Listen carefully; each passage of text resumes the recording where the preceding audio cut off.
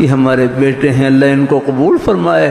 کوشش کیا کریں گناہ کی باتیں نہ دیکھیں، نہ پڑھیں، نہ سنیں۔ یار گناہ کی باتیں نہ دیکھیں، نہ پڑھیں، نہ سنیں۔